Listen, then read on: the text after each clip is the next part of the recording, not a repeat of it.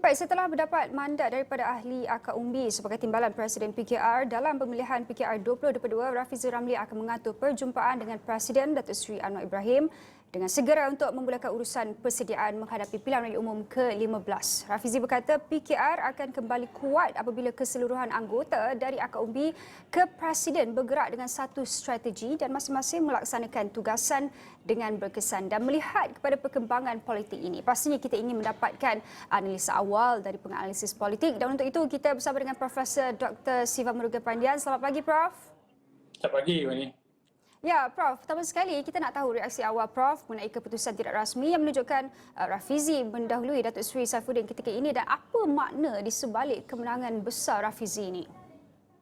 Ya, bagi saya kemenangan ini adalah kemenangan yang bergaya dan sebenarnya turut memberikan satu mesej isyarat kepada kepimpinan di dalam PKR bahawa di peringkat akar umbi mereka mahu kembali kepada roh sebenar penubuhan PKR, kembali kepada asas perjuangan ataupun pegangan politik yang mereka pegang selama ini dan juga membina satu budaya politik baru.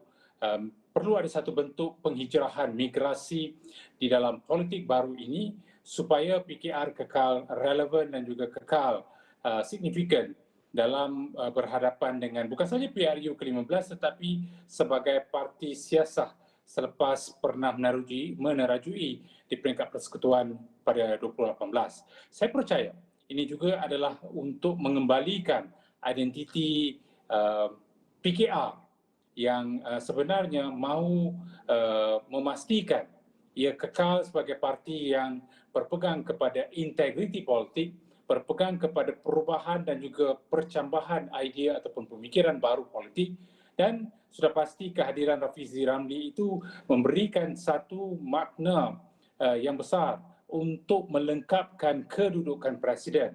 Tetapi lebih daripada itu, kedua kepimpinan atasan ini perlu bekerja sama memastikan bahawa agenda merayatkan parti, merayatkan kepimpinan akan diangkat agar dapat memulihkan semula imej dan juga penjenamaan ke atas PKR selepas kekalahan bersiri di dalam pilihan raya negeri Melaka dan juga Johor. Saya percaya kehadiran Rafizi Ramli dilihat berusaha untuk membawa satu bentuk pembaruan perubahan yang drastik. Kerana kita tahu Rafizi merupakan seorang pemimpin yang banyak pemikirannya, tetapi perlulah ketika ini kita melihat satu bentuk integrasi politik di dalam PKR dan saya percaya itu dapat dilakukan jika masing-masing bergerak sebagai satu pasukan. Di sini faktor penyatuan adalah ke arah kembali kepada ideologi asal, kembali kepada reformasi, kembali kepada perubahan dan pembaruan yang mahu dibawa oleh parti. Ya, Prof. Di sebalik agenda tersebut, di sebalik faktor-faktor itu, apa sebenarnya perkara-perkara yang perlu dilakukan oleh Rafizi ini sebaik sahaja dilantik nanti apabila berdepan dengan prestasi buruk PKR dalam 3 PRN sebelum ini. Kemudian seperti yang Prof katakan, ada perpecahan dalaman PKR itu sendiri selain daripada pastinya mereka perlu bersatu ketika ini. Ya, bagi saya pertama apa yang perlu Rafizi lakukan di sini adalah untuk memastikan bahawa tidak wujud satu jurang yang besar di antara penyokong beliau dan juga penyokong pesaing beliau, Datuk Seri Saifuddin Nasution, supaya merapatkan barisan itu akan menjadi satu agenda besar. Kedua adalah apakah bentuk acuan baru yang mahu dibawa untuk berhadapan dengan bukan saja PRU ke-15 tetapi juga dalam mendampingi kelompok baru politik yang saya rasakan semakin mencabar. Apakah ayuh Malaysia akan terus menjadi agenda besar beliau untuk membolehkan PKR kembali menikmati sokongan dan saya percaya di sini peranan timbalan Presiden sangat penting. Timbalan Presiden dilihat sebagai pengganti, dilihat sebagai pelengkap, dilihat sebagai seseorang yang perlu sentiasa bersama dengan Presiden supaya apa yang pernah berlaku di dalam parti tidak berulang lagi. Terutamanya perhubungan di antara kedua-dua pimpinan atasan, apatah lagi pemimpin nombor 2 sentiasa dilihat sebagai pesaing kepada nombor 1.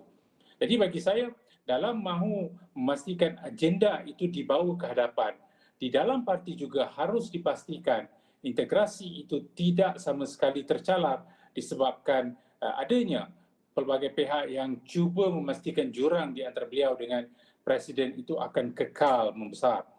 Bagi Rafizi, sudah pasti beliau telah memberikan pelbagai komen kritikal. Beliau telah menyatakan bahawa perubahan harus dilakukan dalam parti dan saya percaya itu yang mahu dilakukan oleh beliau bersama dengan Presiden dan juga memastikan bahawa jawatan yang beliau pegang itu merupakan satu tanggungjawab, bukan satu anugerah. Apatah lagi buat kali pertama seorang timbalan Presiden menang dengan majoriti yang amat besar. Bermakna mandat yang diberikan itu datang dengan tanggungjawab, datang dengan peranan yang sangat besar dan saya percaya beliau mampu untuk menggalas jawatan itu jika sekiranya segala bentuk pemikiran, idea yang telah dilontar sewaktu kempen itu diterjemahkan dalam bentuk pelaksanaan. Apa yang penting kini adalah beliau memerlukan satu pasukan yang mantap. Beliau memerlukan usaha untuk merapatkan barisan bersama dengan beliau dan juga Presiden untuk berhadapan dengan PRU ke-15 agar PKR dapat kembali mendapat sokongan dan juga mandat daripada rakyat. Ini beliau tidak dapat dilakukan secara perseorangan tetapi sudah pasti ini memerlukan komitmen dan juga rasa